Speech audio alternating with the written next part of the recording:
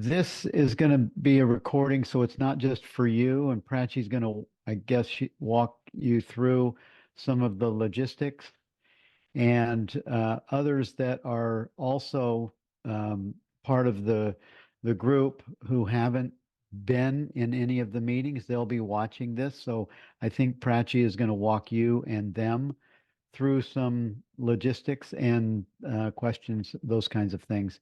Hi, Prachi. Hey. Yeah, you don't have a mic yet. Good morning. Good morning. I was just talking to Sheila, finding out like where in Canada she was, and our weather is, you're in Boston, right, Prachi? Yes, Yeah. Did you get any snow last week? we did. We did finally. Yeah. Yeah. We got 14 inches. We got quite a bit. Yeah. Um, So, it was, first I want to, before I talk about yesterday, how's your mouth? You had some dental surgery? yes, I did have some dental surgery, and I was going to talk to the group about it. And whoever, is not here, I think will hear this. But I Okay. actually really had to invoke Ramana Maharishi during my surgery because um so it was an extraction. It was a long-standing issue, almost 2 years in the making that, I needed this. It was infected to the core. And I just had a lot of fear around the surgery. And finally I decided to go for it. And I the documentary that everybody watched in preparation for this retreat specifically has a section around how Ramana went through a surgery. And the surgeon is interviewed, and he said that he had never seen a patient like Ramana before, because it seemed like while the surgery was happening, that Ramana was not in his body. He was like somewhere else. Ah, And yeah, it was just so appropriate that we've been talking about Ramana, and the surgery happened, and it was really painful. But I just tried to kind of think about how the pain was. I was sensing the pain, but it was just a sensation. And then I tried to really transcend hmm. uh, the experience. And so, yeah, I think if you want to test out how well you're doing, just get a dental surgery in terms of your spiritual progress. Ah, yeah, yeah. Also, not desiring to transcend anything, just to welcoming and allowing everything to be exactly as it is another piece of it. Because Ramana, he had cancer. The body had cancer, and his devotees would be concerned, and he'd say, have I not told you that I'm not a body? I'm not this body experience. So he transcended it by recognizing his true being. And that's the whole piece, is that transcendence of knowing your being. And as Desh gave a great talk yesterday, he's such a great uh, presenter of Ramana's teachings, and the quality and the clarity of his transmission is obvious. So we're really blessed to have him, and he considers himself to be of a, you know, of a um, the way he talks, like, he's not the realized one.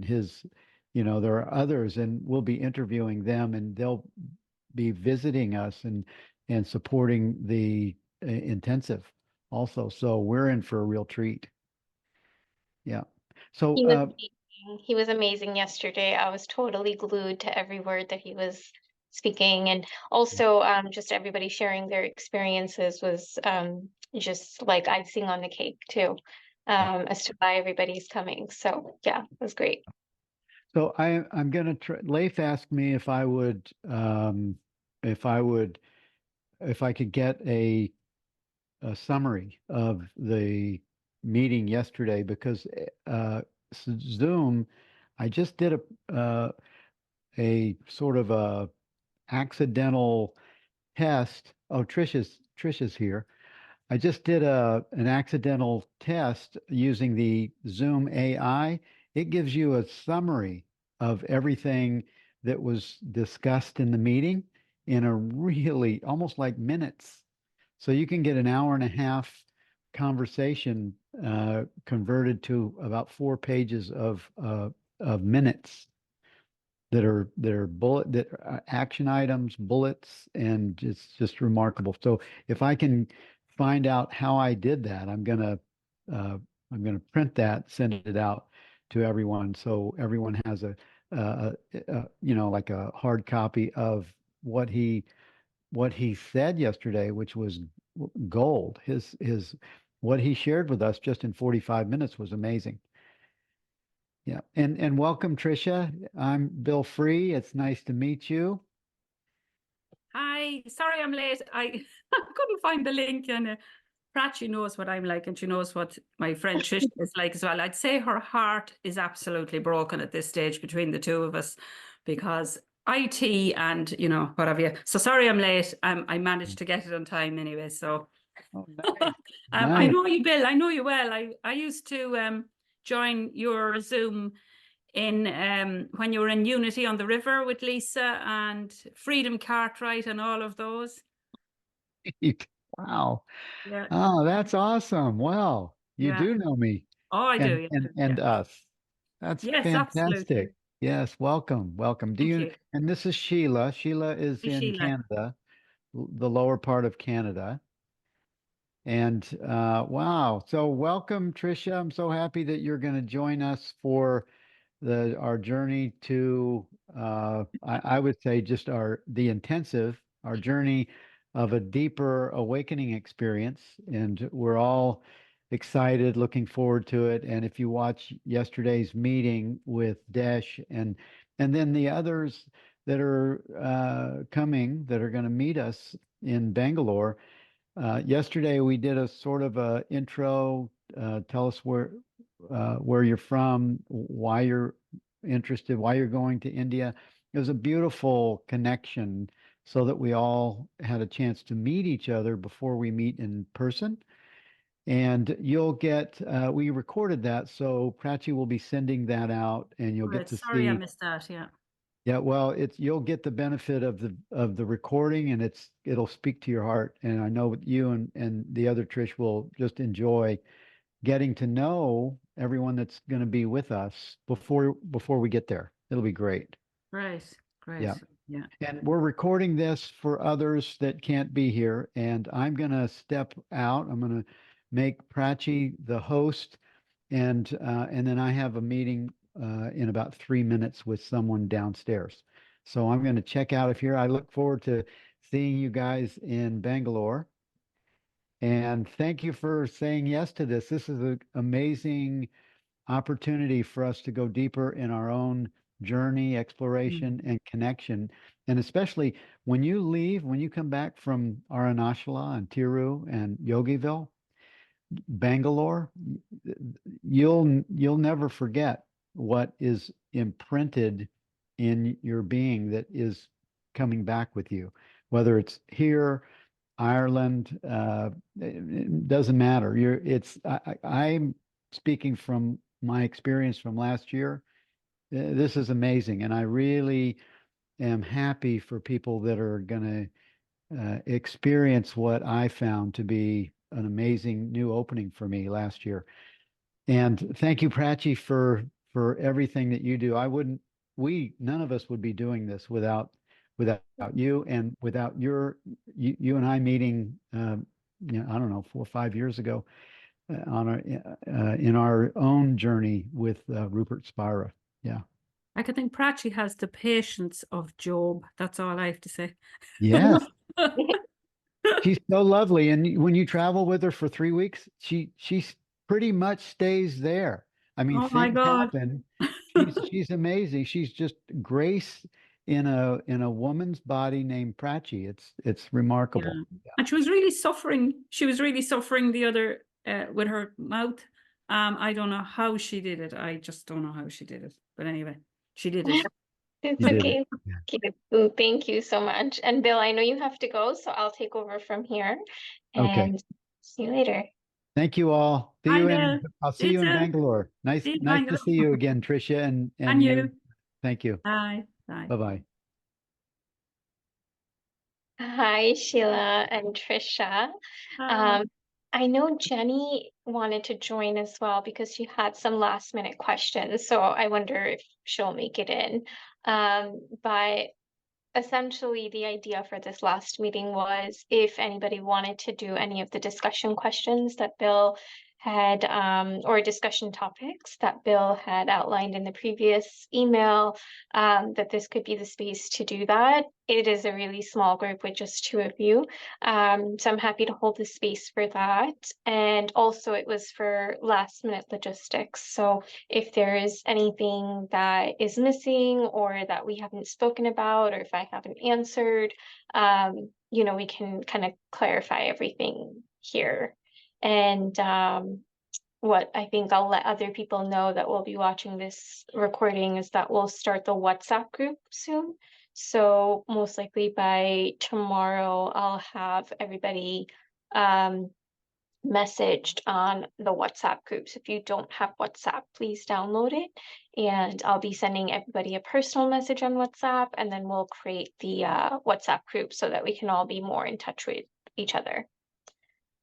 Yeah, so first maybe we could start off with opening it up to any last minute logistical questions that you might have. Trisha, I know you're having issues with payment on your visa, so I'll get to that sort of at the end when it's just Okay. you. Yeah, and Sheila, are you okay with the visa, or how's that process going for you?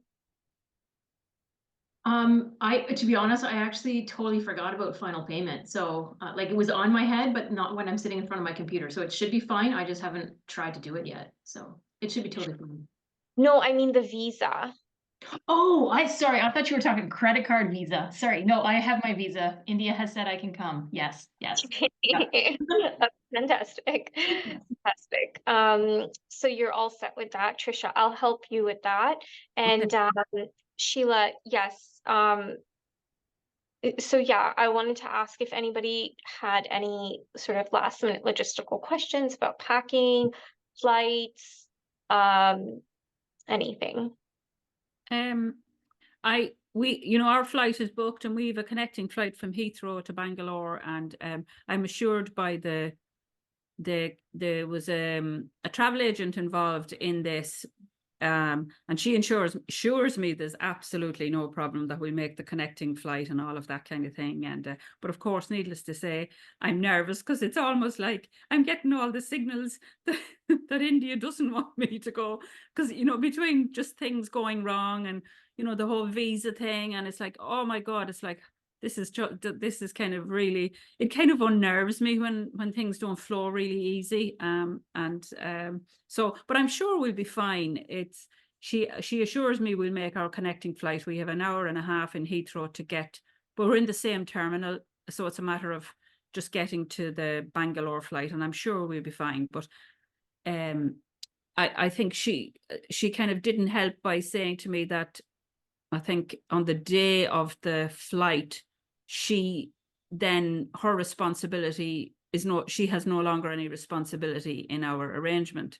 So it's like, oh my God, what happens if I get to Heathrow and we can't get, there's that kind of a way. It's just like, it's just me having these little kind of fearful thoughts that come up, and but I'm working on that and trying to kind of just relax about it and just say I'm sure it'll be fine, yeah, so that's all about the travel. I wanted to talk a little bit about travel anxiety because I think it's very real. And I think I've traveled so much and I've done so many of our tours and our retreats, and I've guided other people in traveling, and I myself get travel anxiety. And I think it's a very normal, healthy part of traveling because you are going from a very comfortable routine of, you know, your own space, your own community, your own house into the sort of unknown. And so the mind will create all sorts of scenarios to envision, you know, all the worst possible scenarios. And I think there's no, you know, you said India doesn't want you to come. I think, you know, just kind of sit with that thought also. Um, and understand maybe like the root of that and where that's coming from. In terms of flow, yeah, I think when like the visa application's not working properly or the flights giving like you know, uncertainty, just know that it may not all flow the way that you want it to, but it will flow in the way that it has to. Yeah. Yeah, absolutely. Yeah. There is, I mean, I see that as well. I kind of watch it as well. I witness that as well as experiencing this little character as she does a dance around. And then I witness that too. So it's kind of like a balancing act, isn't it? Going between one and the other, and yeah, very closely observing it. So Yeah, yeah. actually, it reminds me of this talk that Adyashanti once did, and it was around him traveling, and it was him at an airport, and he also had a connecting flight, and he had to do a presentation and a talk, and it was like a big thing, so he needed to, you know, get on his connecting flight, and so he the flight was canceled. He wasn't able to make it, and then he was just sitting there at his gate, where everybody else is freaking out. You know, everybody's going up to the agents and saying, "When's the next flight? What are we gonna do? How are we gonna?" And Adyashanti just sat there, and he was like, I wonder what's gonna happen next." Yeah, You know, yeah, just that's like a complete surrender. Just absolutely. I Yeah. don't know what's going to happen next. I'm not going to, you know, um, get anxious about it and just come from a place of curiosity. Like, I don't know, but I wonder. Mm, mm, yeah, yeah, yeah, totally get that, Prachi. Um, we will sort out the visa. There has never been a person that hasn't been able to get their visa, so don't worry. Oh my God. One other thing, Prachi, I'm just wondering about the phone. You know, I'm assuming I'll be able to use my phone perfectly all right in India, that there'll be no issue. I mean, I'm with obviously an Irish provider, Virgin, they're called. So I wouldn't think there'd be any issue with using it in India. Because some people are saying to me, you should really get a SIM. You should get a SIM over there.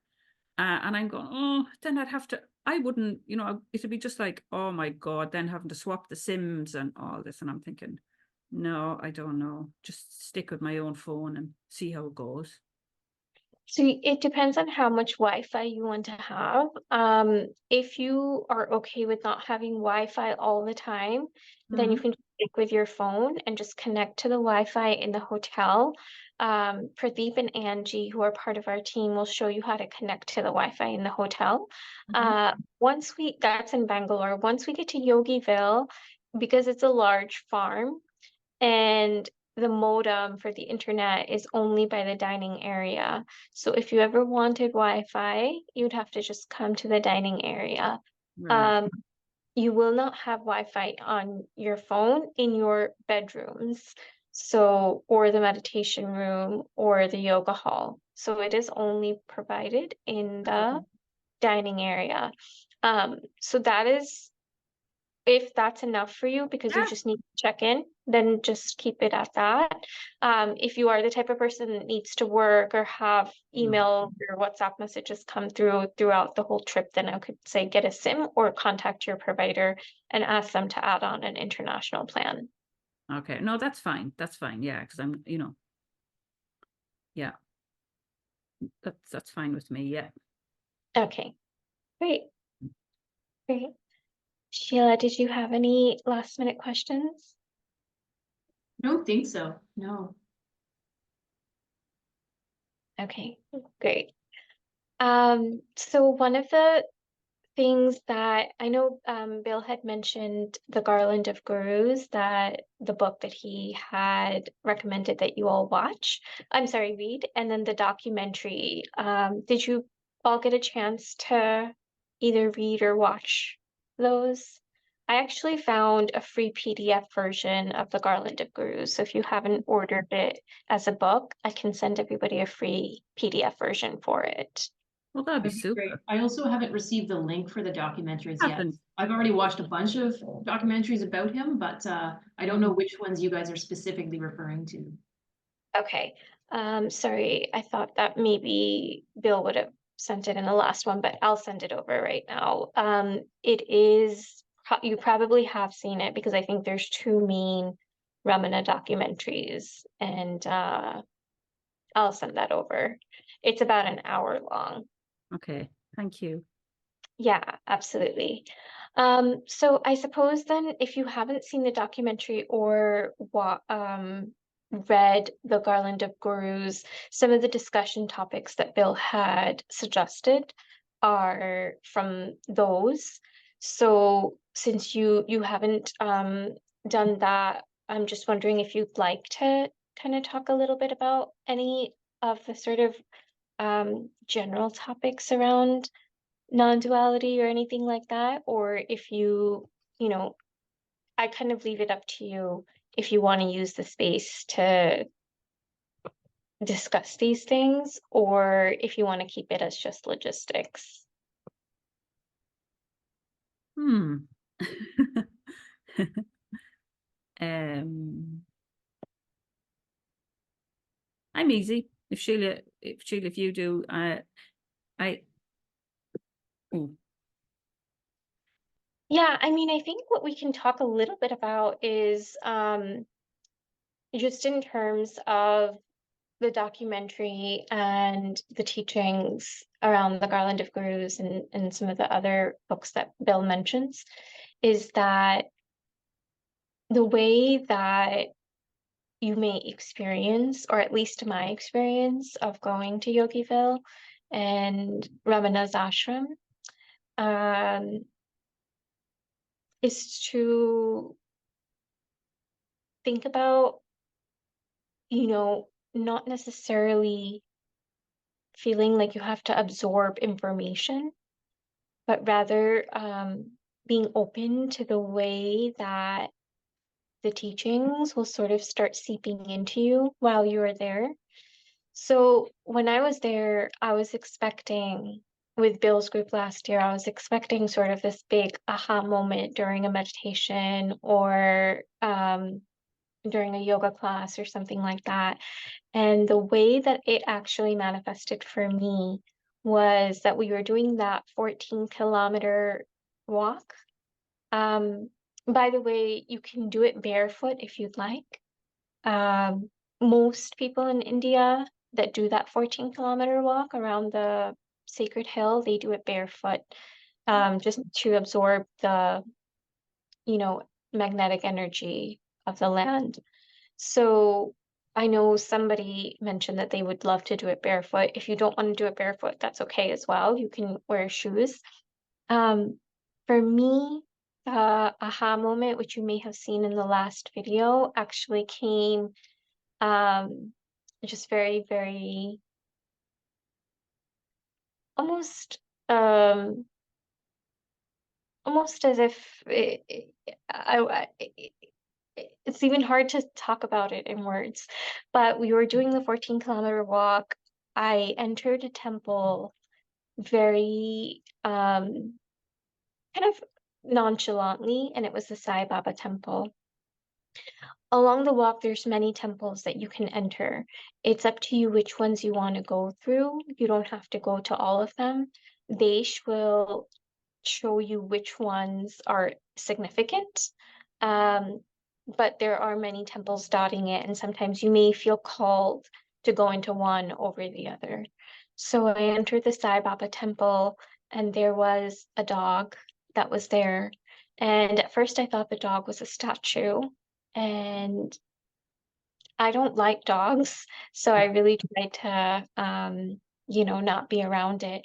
But we locked eyes, and then it ran up to me, and I couldn't help but completely fall in love with that dog. And it is said that sometimes Sai Baba, who was another realized being, actually manifests into animals um, in that very moment to say hello to you or to give you some kind of blessing. And so when that dog came up to me, it really felt like it was some sort of like unconditional love, a very impersonal, unconditional, universal love. And that's what it represented to me. And I just knew it was like a deep knowing. And then I was sitting after that, I was almost shaken for days. I couldn't stop talking about it. It was so simple. So I That's lovely. wanted to share that because I think um, the the environment that you're going into, it's very visually stimulating. Outside of the retreat center, when you go into Thiruvannamalai, it's very visually stimulating with animals, cows, temples, devotees, and it makes you very present. It makes you, it pulls you here. And so, just be open to how the self wants to show itself to you.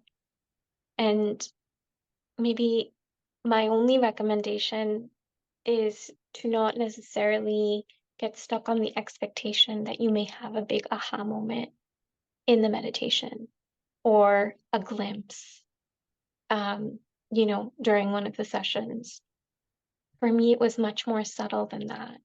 It was the meeting with the dog, and then ultimately the other part of it was the the feeling of this is how I want to live my life forever.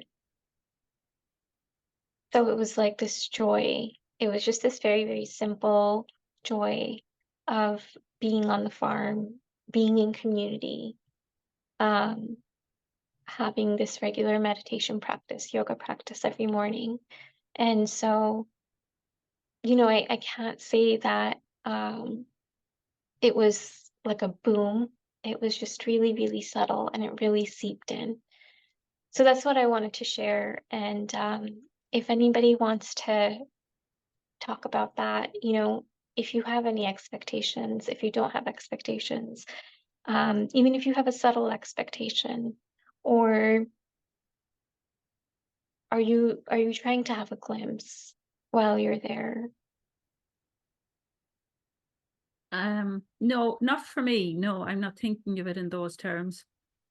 I'm actually like a little bit like yourself. It's just going, I think it's going to be a huge, just the very fact that you talked there about very visually stimulating, that pull into the present moment, because it's like you said at the very beginning, it's going to be a huge change from my normal surroundings and my comfort zone, for me particularly, because I've never been to India. I mean, the furthest I've been is Europe. Now, I was in the USA once, way back in the mid-90s. So, yeah, that is for me. I just know it's going to be a huge thing. I have no idea what, but I just know there's something. Because just the very fact that I'm doing it, just the very fact that it's happening the way it is. So I'm not, I have no preconceived ideas about having, this kind of in non-duality now, these terms that are used, and Rupert talks about it all the time. Eckhart talk, there's no such thing as this, like, oh, I'm going to wake up and, it's all going to be, I know, understand all that. So it's more about, for me, just being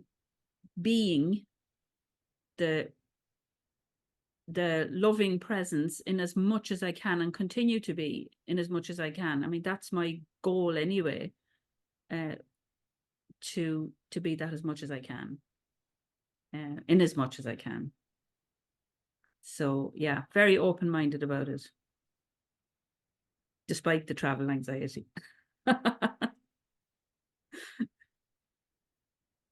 Yeah, so that's me.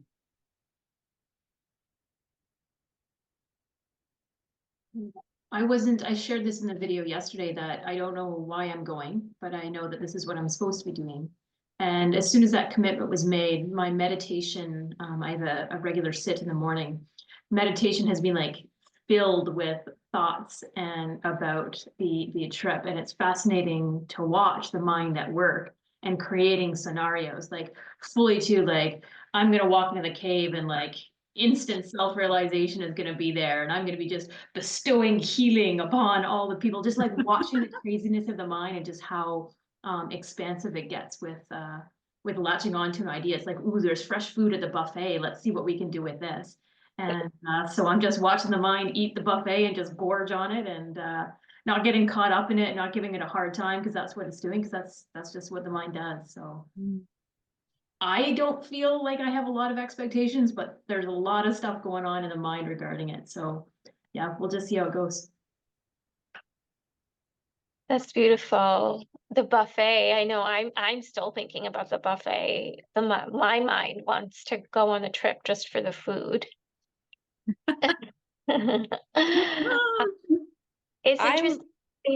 Oh, I'm sorry, s- go ahead.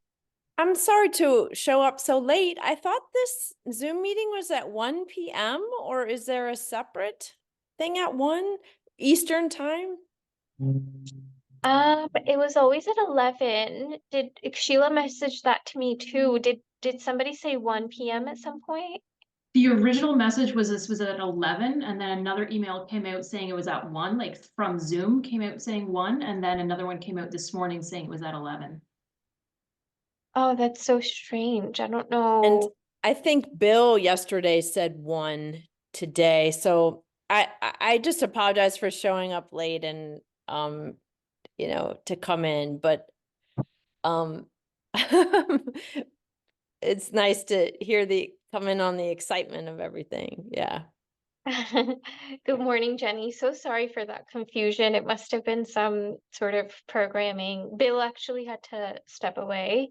And we were just talking a little bit about the teachings, and we had gone into some logistical questions as well, so we can kind of circle back on those. But I wanted to basically open up the room to discuss anything.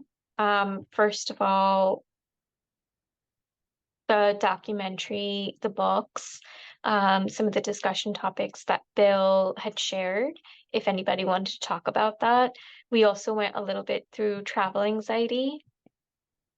My cat's here.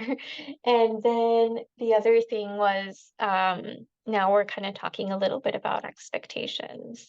And Sheila, so Sheila was mentioning how during her meditations, one of the thoughts that the mind has is she's going to enter the caves, Ramana's meditation caves, and there's just going to be like a boom.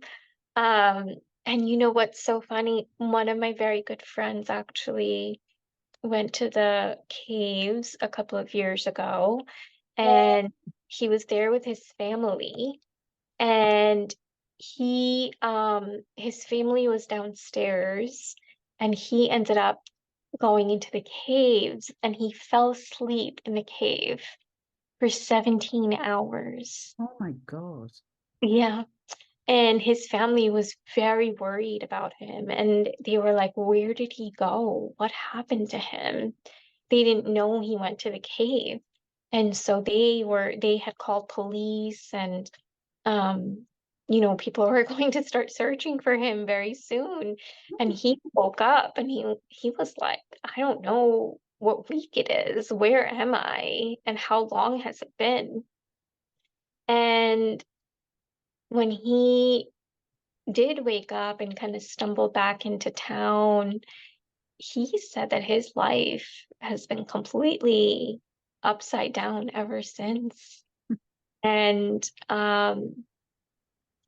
it's just really interesting. I'm not trying to set up any expectations for the caves or anything. I think it's more how everybody experiences things differently. But yeah, for him, it felt like a space-time vortex, that he kind of just fell asleep, came out as a new person.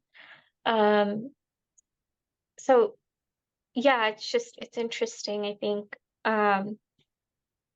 We don't know. We don't know what's gonna happen. We don't know who's gonna come out.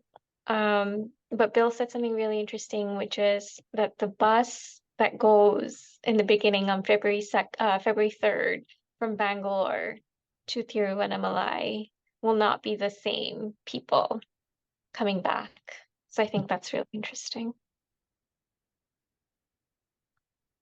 Jenny, did you get a chance to watch the documentary and read any of the books that Bill had mentioned? I did. I watched that documentary, and it was so good to get more of the historical story for Ramana, being not very familiar with him. Yes, and one of the books I got is super dense. It's the green colored one.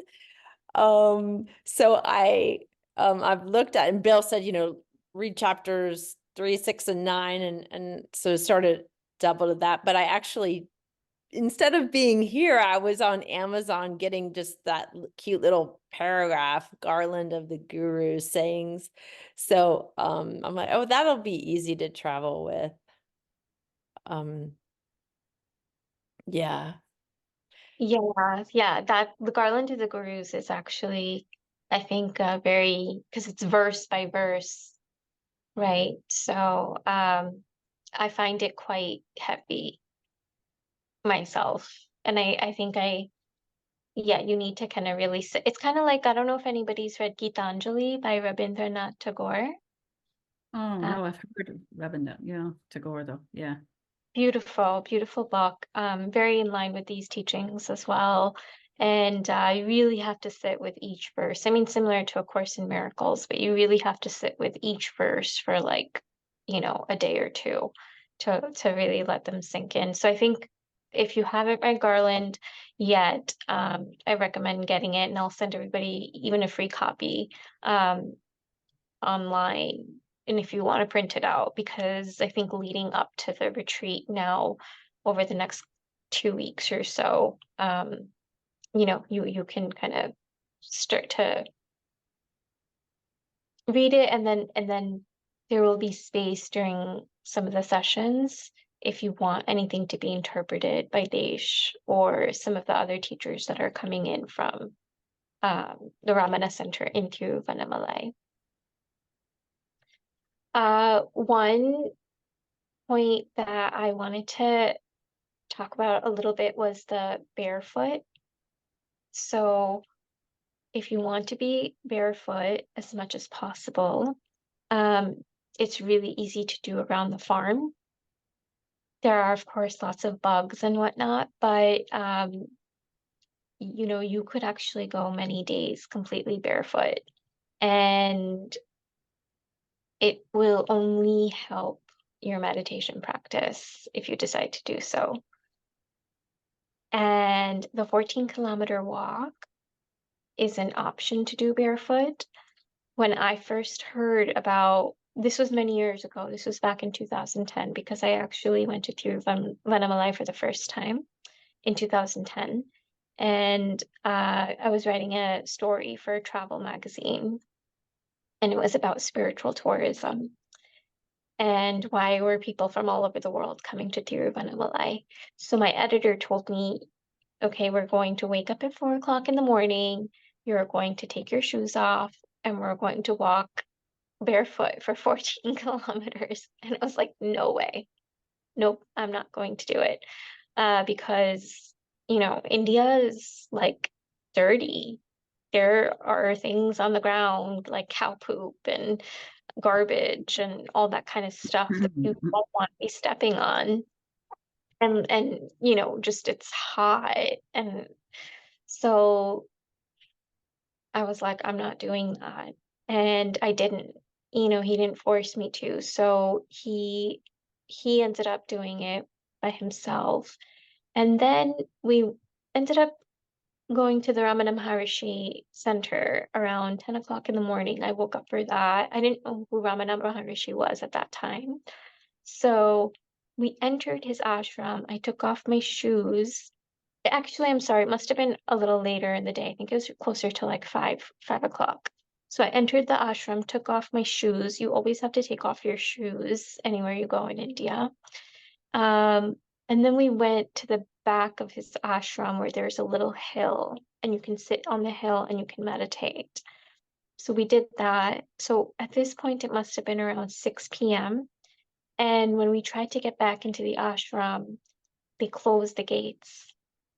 So we couldn't get back in. So guess what we had to do? We had to walk barefoot for 4 kilometers all the way and make a big circle all the way around and then come all the way back to the front of the ashram. So it was about an hour and a half long walk. And I was just laughing because the one thing that I really did not want to do was walk barefoot. And it was the one thing that I was like forced to do. So I think it kind of pushed me. It was like a little nudge. And that's why I'm very careful now when I'm in Tiruvannamalai about having like strong opinions about anything, because I feel like if I have a strong, yes, I really want to do this, or no, I'm not doing that, it happens or it manifests. So yeah, anyway, I invite you to basically, oh, that's my boyfriend. He got me a matcha. Thank you so much. So yeah, I invite you to walk barefoot if you'd like to. It only enriches the experience. But if you feel uncomfortable, don't worry, you don't have to, and you can very much wear shoes. If you do choose to wear shoes or walk barefoot, just know that you will get blisters on the 14-kilometer walk. And they will go away, but you will most likely get blisters that day. Does anybody have any questions about that, or has anybody thought about the walk? Does anybody know why we do the walk? Well, I know it's Mount Arunachala, isn't it? Just to walk around the mountain, the sacred mountain. Mm-hmm. And it's a kind of like it is like a meditation in its own, walking meditation, essentially. That's Yeah, what I see it. exactly. And there's actually temples dotted around the whole trek. And so there are these Shiva lingas, which are basically phallic symbols that you know, they say were uncovered thousands of years ago around the mountain.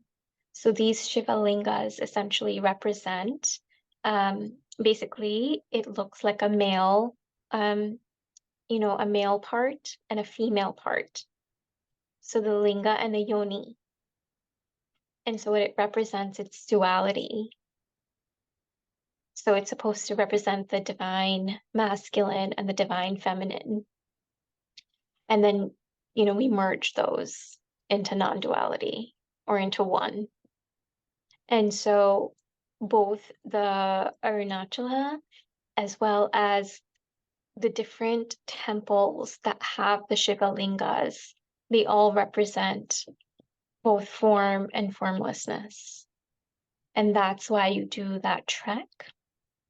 And the other thing that the locals believe is that every single person that is going to be doing that trek that day has already met on another realm and decided to do this trek together. Mm. So that is very special. Mm. Very interesting. Yeah. Well, I would say that if you do feel called to, and if you have time, I know Bill hasn't mentioned this in terms of any of the readings, but if you do have time, I would add from my personal like books that enrich me while I go to India is Gitanjali by Rabindranath Tagore. And every single verse is a meditation on the love for God. And I think it will really help people understand that India as a culture, the people of India, they have a strong love for God, not a fear of God. So I think culturally there are countries or, interpretations of religion where people have a fear of God, right? So that you're always your actions are always determined by, oh, I better do good, otherwise I will be punished. And I think with India, what I believe sets it apart is that the devotion there is very, very strong. And most people are completely geared toward devotion through love. And that's why I think this book, Gitanjali by Rabindranath Tagore, is a really good encapsulation of how somebody that follows some of these teachings, how they interpret these teachings. And it's really that your whole birth is useful if you follow the path toward love of God. And yeah, again, no pressure to read this, and it's definitely not part of the retreat necessarily, but I think it can enhance the understanding of why you might see devotees that are doing certain things. For example, one time I saw a devotee who was doing this walk, 14 kilometers, but he was actually going to the ground, bowing down to the ground, standing up, putting his hands at heart center, and then taking 2 steps, and then again falling down to the ground. And it must have taken him like 15 hours to do the whole thing. But I think that's that sort of level of devotion that a lot of people have. So I can send that over to if anybody is interested. And I think there's a free copy of Gitanjali as well on the internet somewhere. That'd be lovely. Thanks, Prachi. Of course. Yeah, that'd be great because I was gonna say, can you put that in the chat because I don't know how to spell it. So if you could just with an email or something, that'd be great. Yeah, absolutely. Rabindranath Tagore was actually one of India's most famous poets. And it's funny because a lot of people think that his writings are about romantic partners, that it's the love between a husband and wife and or somebody like a boyfriend and girlfriend, but actually they always culminate in the love for God. So I think it's a really beautiful expression of what a lot of Indian people believe is their destiny and why they have so much faith in things working out. When I went to Rishikesh, which is on the northern trip, but when I went to Rishikesh, we went whitewater rafting, and it was really scary for me because, you know, there's a lot of rocks, and I was having that wave of anxiety right through me, like, okay, what if I die? What if, you know, my head crashes into a rock? And are the safety procedures in India even any good? And so I asked the operator of the rafting company, like, hey, how many people have died doing this? And, you know, what's going to happen if I get really hurt? And he laughed, and he was like, why are you worrying? Just it's God. Don't worry. And I think you find that a lot if you speak to some of the locals, that they are really like, they have no fear. They have no fear of death. They have no fear in general. They're just in a complete mode of surrender. And so that's something that I learn each time I go back to India. It's just, they're just completely surrendered. Oh, one thing that we haven't mentioned, which is really, really important, is the staff at Yogiville. So the staff at Yogiville are actually from the north of India, and they come from the town where Lord Krishna was born. So that is a very spiritual, religious town in North India. And you know, Krishna is a big part of the Hindu and Veda's religion, right? So it is really interesting because despite them having been born into Lord Krishna's town, they chose to move down south and live near Arunachala Hill. So I invite you to have conversations with them and ask them what drew them from that town, which is already very sacred, specifically to Arunachala. And yeah, and you can tell that they come from a very sort of spiritual upbringing in this town. They actually have kind of like these indigenous songs that they share on certain evenings, and I'm sure they'll invite you all to chant along with them.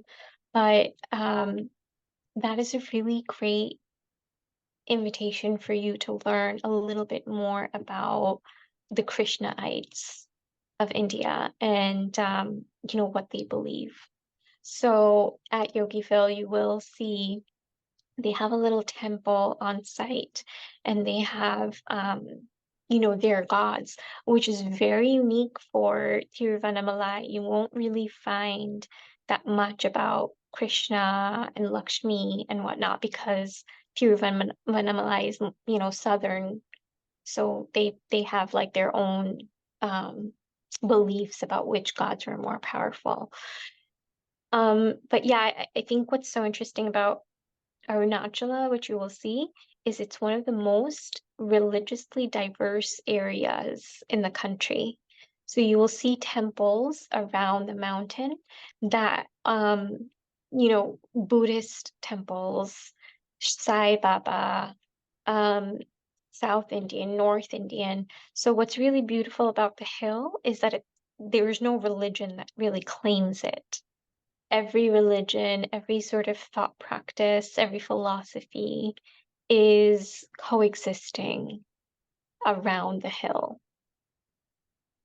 And it means something different to each of them. And I think it's really beautiful when you do that walk to really experience that religious diversity kind of flourishing.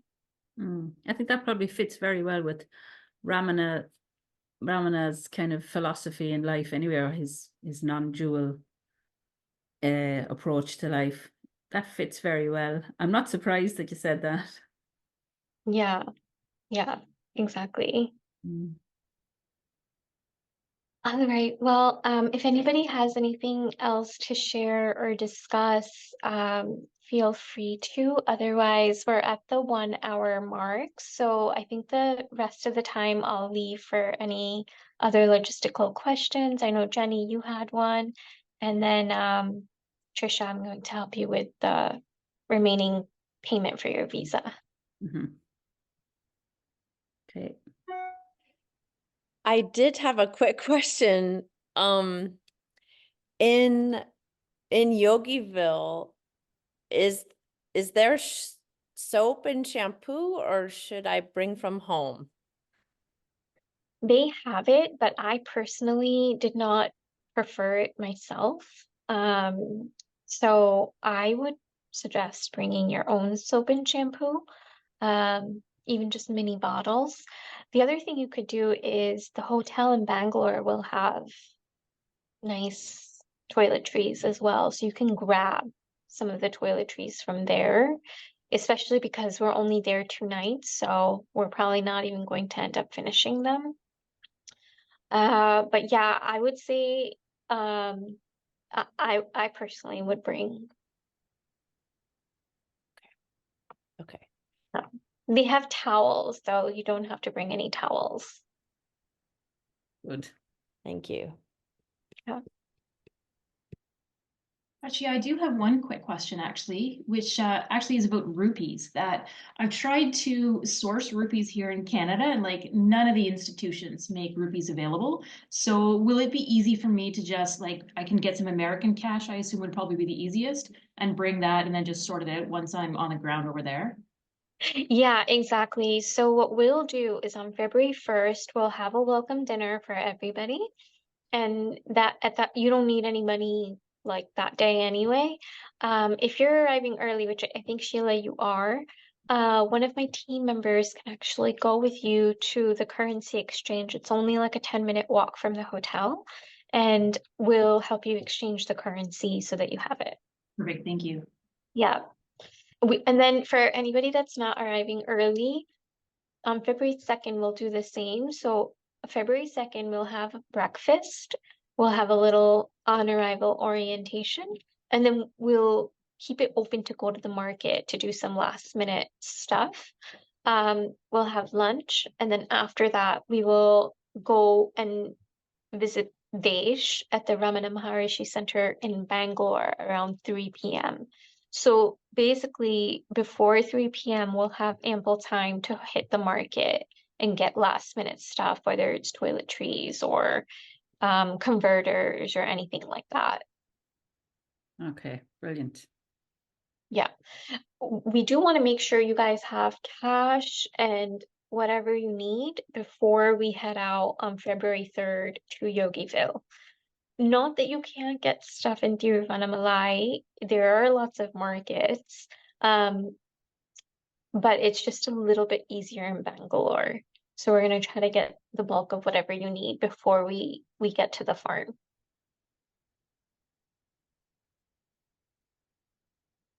Okay.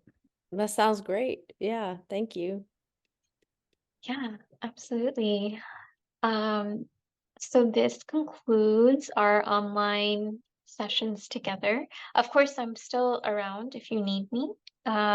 Bill's flying out, I think, next week, so he will probably be a little offline and he'll meet you in Bangalore. But I'm here, Desh is here too, if you have anything come up. And then we'll start. Jenny, I think you missed the part where I mentioned that we'll start the WhatsApp group this week. So once we're added to that, everybody will be able to see everybody else's questions and answers. Perfect. Yeah, sounds great. Mm. Thank you. All right, thank you Thanks, all so Prachi. much. Thank you. And Trisha, if you just want to stay online and I'll help Yeah. you. Okay.